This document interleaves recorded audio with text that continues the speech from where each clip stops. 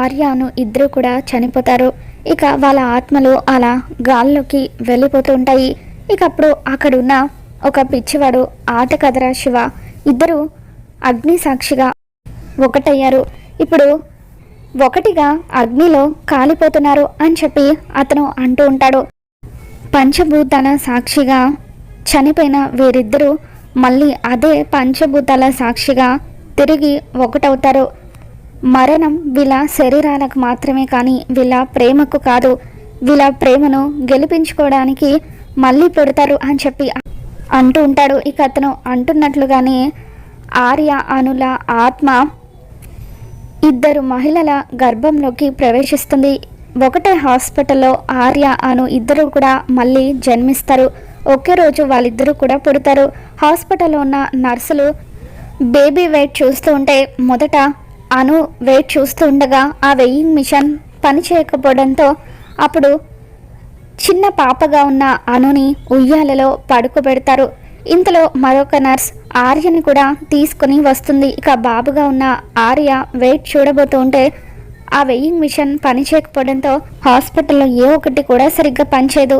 మనల్ని మాత్రం ఎప్పుడు కూడా ఏదో ఒకటి అంటూనే ఉంటారు అని చెప్పి ఆ నర్సులు తిట్టుకుంటూ చిన్న బాబుగా ఉన్న ఆర్యని కూడా ఉయ్యాలలో అను పక్కన పడుకోబెడతారు. అలా పాప బాబు ఇద్దరు కూడా ఒకరి చెయ్యి ఒకరు పట్టుకుంటూ ఉంటారు. కొద్ది రోజుల తర్వాత ఆర్య అను ఇద్దరు కూడా పెద్దవాళ్ళు అవుతారు. అలా ఇద్దరు పెద్దవాళ్ళు అయ్యాక ఒకరోజు ఆర్య షాప్కి వెళ్ళి చాక్లెట్ తీసుకుంటాడు. అక్కడ ఒకటే చాక్లెట్ ఉండడంతో తర్వాత వచ్చిన అనుకి చాక్లెట్స్ అయిపోయాయని షాప్ అతను చెప్పడంతో ఇకప్పుడు ఆర్య అనుకి ఆ చాక్లెట్ని ఇస్తాడు. అలా వాళ్ళిద్దరూ కూడా ఫ్రెండ్స్ అవుతారు. కొద్ది రోజులకు అనుకి ఫీవర్ వస్తుంది. నర్సు తనకి ఇంజెక్షన్ వేయబోతూ ఉంటే అప్పుడు అను చాలా భయపడిపోతూ ఉంటుంది. అప్పటికే తనకు 10 సంవత్సరాలు వస్తాయి.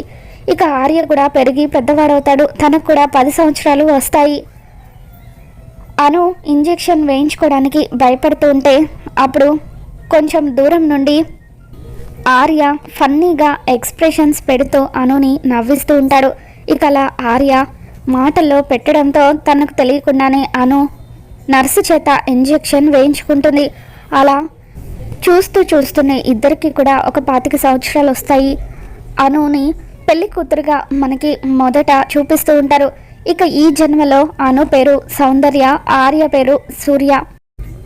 సౌందర్యకు పెళ్లి కావడంతో తనని పెళ్లి కూతురుగా తన చెల్లెళ్ళిద్దరూ కూడా రెడీ చేస్తూ ఉంటారు. ఇక సౌందర్యకేమో ఆ పెళ్లి చేసుకోవడం అంతగా ఇష్టం ఉండదు. నాకు అప్పుడే పెళ్లి చేసుకోవడం ఇష్టం లేదు, మీ ఇద్దరి బాధ్యతలు తీరిన తర్వాత చేసుకుంటే బాగుండేది, కానీ బాబాయ్ బలవంతం మీద ఈ పెళ్లి చేసుకోవాల్సి వస్తుంది అని చెప్పి సౌందర్య అంటూ ఉంటుంది. మా గురించి నువ్వేమీ ఆలోచించకాక మేము బాగా చదువుకొని సెటిల్ అవుతాంలే అని చెప్పి సౌందర్య చెల్లెలు సంధ్య, శ్రావణి ఇద్దరు కూడా అంటూ ఉంటారు. ఇంతలో సౌందర్య వాళ్ళ బాబాయ్ అక్కడికి వచ్చి, అమ్మ సౌందర్య, చిన్నప్పటి నుండి మీ అమ్మ నాన్న చనిపోవడంతో నీ చెల్లెలిద్దరిని పెంచడానికి నువ్వెంతగానో కష్టపడ్డావో. నువ్వు చదువు పక్కన పెట్టి వాళ్ళ కోసం ఎన్నో రకాల ఉద్యోగాలు చేస్తూ వాళ్ళని పెంచి పెద్దవాళ్ళను చేశావు. ఏ వయసులో జరిగేది ఆ వయసులో జరగాలి. ఇప్పుడు నీకు మంచి సంబంధం వచ్చింది, అందుకే నేను ఈ పెళ్లి చేయాలని అనుకుంటున్నాను. అయినా నువ్వు నీ చెల్లెల బాధ్యత తీసుకోవాలనే కదా అనుకుంటున్నావు. పెళ్లి తర్వాత కూడా వాళ్ళు నీ చెల్లెళ్ళ బాధ్యత తీసుకోవడానికి ఒప్పుకున్నారు.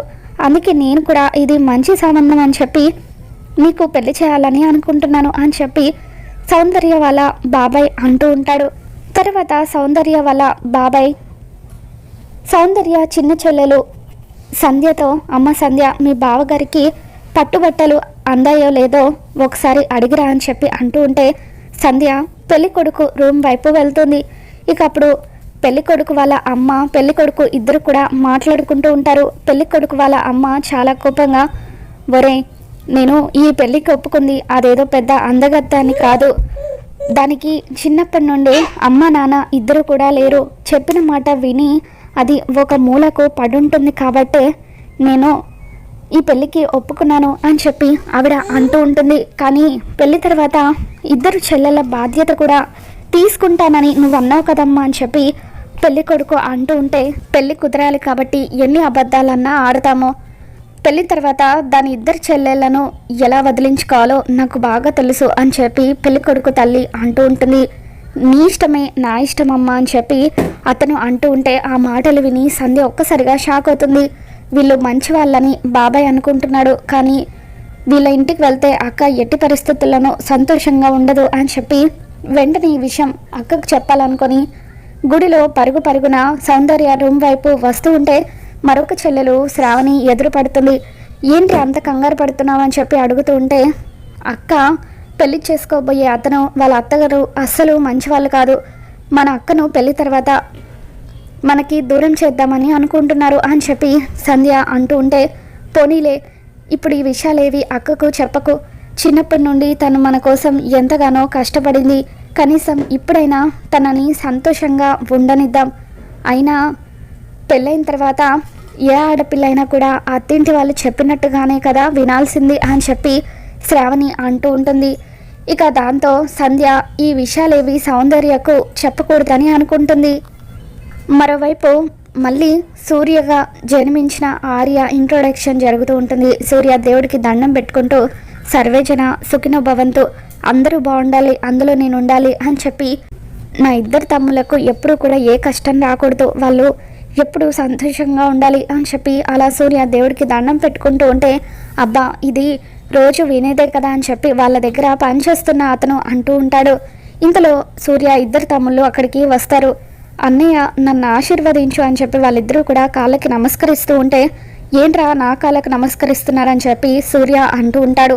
చిన్నప్పుడే అమ్మ నాన్నను కోల్పోయిన మాకు అన్నీ నువ్వే అయ్యి పెంచావు, మాకు నువ్వే దేవుడు అన్నయ్య అని చెప్పి ఇద్దరు తమ్ముళ్ళు సూర్య కాళ్ళకు నమస్కరిస్తూ ఉంటారు. ఏ జన్మలో చేసుకున్న పుణ్యమో నీలాంటి వాడు అన్నయ్యగా లభించాడని చెప్పి వాళ్ళిద్దరూ సూర్యతో అంటూ ఉంటారు. సూర్య ఏదో బిజినెస్ చేస్తూ ఉంటాడు.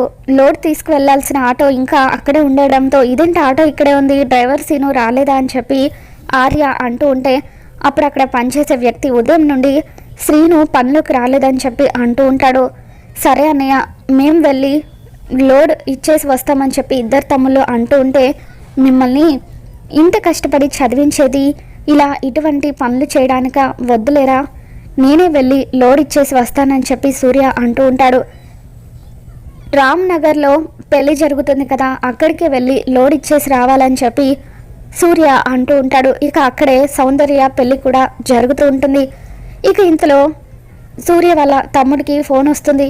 డ్రైవర్ శ్రీను పాయిజన్ తాగి సూసైడ్ అటెంప్ట్ చేశాడని ఫోన్ రావడంతో ఇక ముగ్గురు కూడా కంగారుగా హాస్పిటల్కి వెళ్తూ ఉంటారు. మరోవైపు పెళ్లి కూతురుగా రెడీ అయిన సౌందర్య దేవుడికి దండం పెట్టుకుంటూ ఉంటుంది. ఏం పెళ్లి కూతుర, పట్టు చీర నగలు పెట్టుకుని పెళ్లి కూతురుగా రెడీ అయ్యావు కదా, మరి రెడీ అయిన తర్వాత నీకు కాబోయే అత్తగారిని ఈ పట్టు చీర నగలు బాగున్నాయా, ఇంకా వేసుకోవాలా అంటూ నన్ను ఒక మాట అడగాలి కదా, అడగాలని కూడా తెలీదా అంటూ ఆవిడ సౌందర్య మీద అప్పుడే సీరియస్ అవుతూ ఉంటుంది. ఇంతకీ లాంఛనాల మాట ఏం చేశారు అని సౌందర్య కాబోయే అత్తగారు అడుగుతుంటే, ఏంటి లాంఛనాలా అంటూ సౌందర్య వాళ్ళ బాబాయ్ వైపు చూస్తూ ఉంటుంది.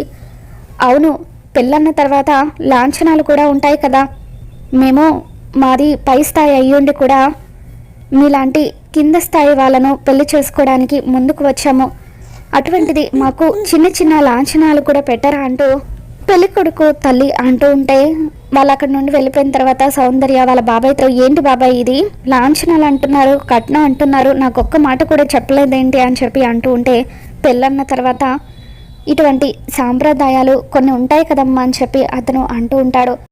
మొత్తానికి అలా నెక్స్ట్ ఎపిసోడ్లో అయితే సౌందర్య ఆ పెళ్లి నుండి ఎస్కేప్ అవ్వడానికి సూర్య సహాయం తీసుకుంటుంది. ఇక సూర్య తన మొహానికి మాస్క్ కట్టుకొని సౌందర్యని బండి మీద ఆ పెళ్లి నుండి తప్పిస్తూ ఉంటాడు. మరి ఆ ఎపిసోడ్లో ఏం జరగబోతుందో మళ్ళీ మన ఛానల్లో తెలుసుకున్న. వీడియో నచ్చినట్లయితే తప్పకుండా లైక్ చేయండి.